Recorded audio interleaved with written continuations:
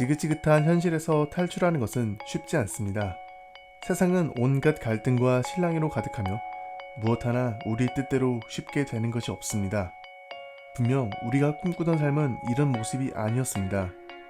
행복하고 싶었던 바람과는 달리 우리의 인생은 너무나 메마르고 있습니다. 마치 쳇바퀴 굴러가듯이 돌고 돌아도 언제나 지금의 자리입니다. 오늘이 지나도 오늘과 똑같은 내일이 찾아올 뿐입니다.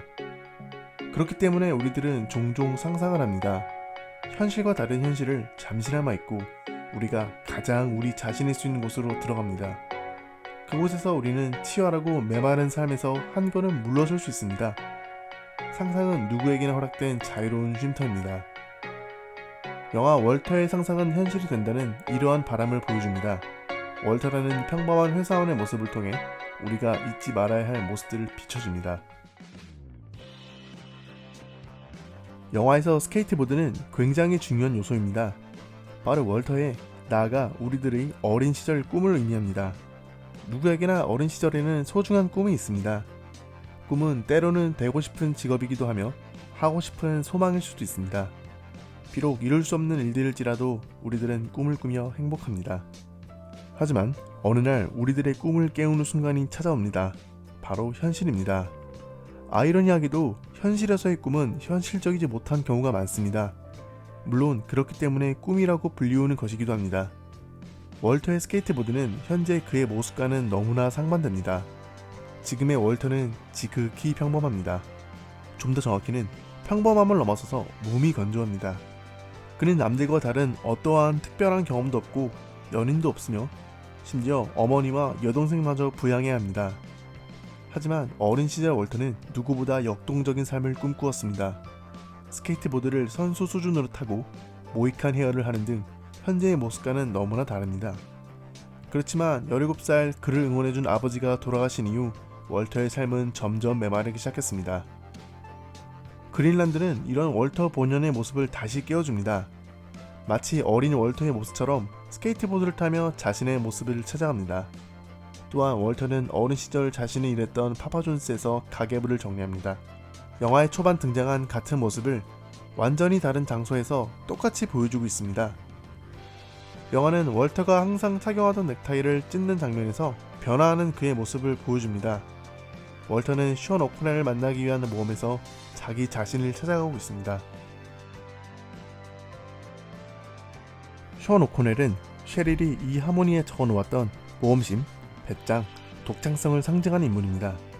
한편으로는 월터가 가지고 싶은 가치들을 모두 가진 인물이기도 합니다. 그는 영화에서 마치 하나의 독립적인 인물로 표현되지만 저는 그의 모습과 월터가 겹쳐 보였습니다.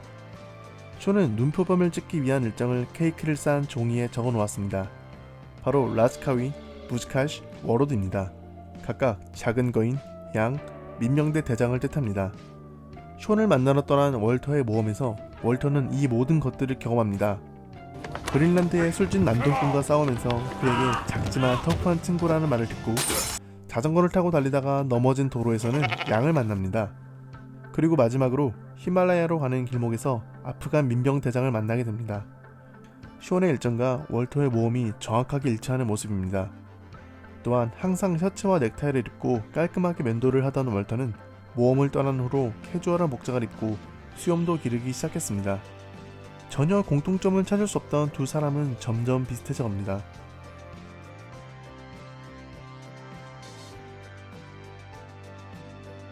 눈표범은 아름답지만 쉽게 볼 수 없는 것을 뜻하며 영화 속에서는 삶의 정수를 의미합니다. 하지만 쇼는 눈표범을 발견하지만 촬영을 하지 않습니다. 오직 그의 눈으로만 보며 눈표범의 온전한 아름다움을 느낍니다. 이 모습에서 저는 현실에서의 또 다른 모습이 떠올랐습니다.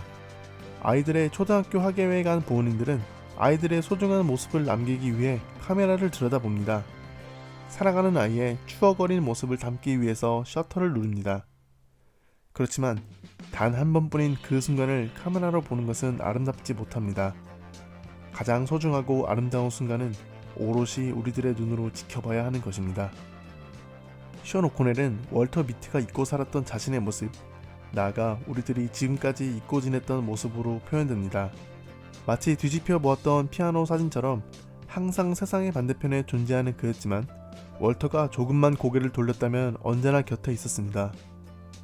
쇼는 어린 시절 담대하고 원대하였던 우리들의 꿈을 대신 그려줍니다.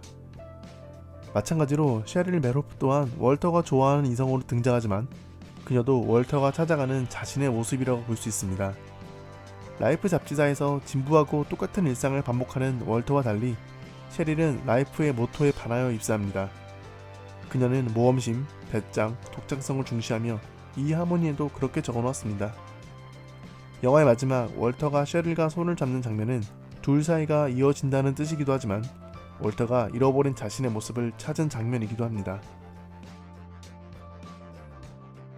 영화는 월터에게서 우리들의 모습을 보여줍니다. 하고 싶은 것, 꿈꾸던 일, 현실적이지 않다라는 이유로 시도조차 하지 않는 우리들의 모습을 보여줍니다.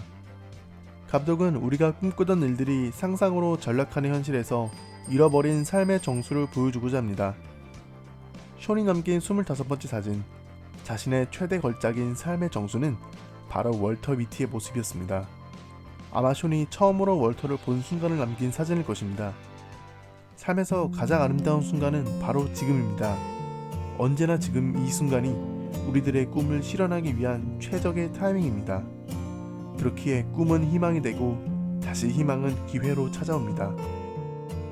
결국 현실은 꿈을 막는 벽이 아닌 우리들의 핑계에 불과합니다. 어린 시절 우리들이 가졌던 꿈들을 스스로 잊어버리려는 변명입니다. 만약 언제나 지금이 우리들의 삶에서 가장 아름다운 순간이라면, 정말로 그렇다면 또 다른 언젠가 우리가 우리들의 삶을 뒤돌아 보았을 때 모든 순간이 아름다울 것입니다. 늘 빛나고 항상 소중했던 삶이었을 것입니다.